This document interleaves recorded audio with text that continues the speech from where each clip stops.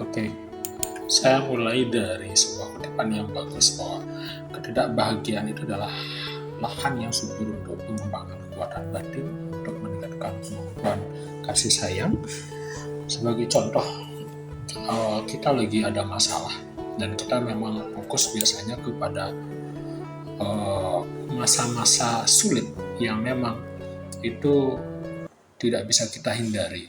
Dan salah satu solusi untuk mengatasinya adalah melakukan namanya meditasi.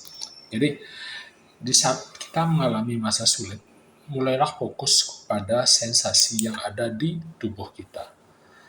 Jadi misalkan kita memang lagi sangat stres, kehilangan pekerjaan, banyak tagihan, atau misalnya hubungan kita lagi tidak bagus, jadi kita banyak juga dengar berita-berita yang tidak menyenangkan. Sekarang misalnya TikTok Shop ditutup, kemudian tidak ada penghasilan tambahan dan sebagainya. Dan kita memang mau mendapatkan saran seperti apa sih mengatasi solusi saat ini, di mana sebenarnya emosi yang dibilang ada di tubuh kita dan bagaimana kita menemukannya di dalam diri. Jadi misalkan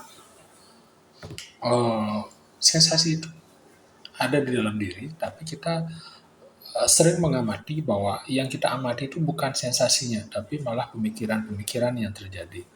Jadi yang kita tonjolkan di sini adalah bagaimana meditasi itu kita lakukan untuk mengamati sensasi-sensasi yang ada di dalam tubuh, yaitu untuk menerima penderitaan dan bagaimana mengetahui bahwa kita baik-baik saja dengan penderitaan itu, dan itu kita akan mendapatkan semacam kekuatan di dalamnya. Jadi solusinya adalah kita dapat mulai dengan mencari jalan keluar dari situasi atau cara yang kita alami dengan misalkan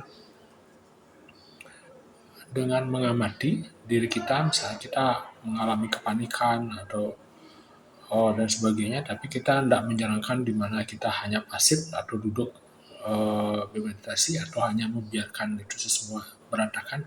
Saya cuma menyarankan bahwa kita bisa membingkai ulang penderitaan sebagai peluang, kemudian nanti ada pintu-pintu terbuka yang kita lakukan untuk memperbaiki situasinya itu. Jadi kita tidak selalu mengubah situasi atau keadaan hal yang di luar, tapi kita bisa memandang situasi itu dari dalam diri, sehingga kita memahami bahwa di dalam diri itulah yang kita ubah. Rasa tidak nyaman itulah yang kita ubah. Rasa yang tidak menyenangkan itulah yang kita terima dulu, kemudian kita lepaskan, dan itu selanjutnya kita ubah.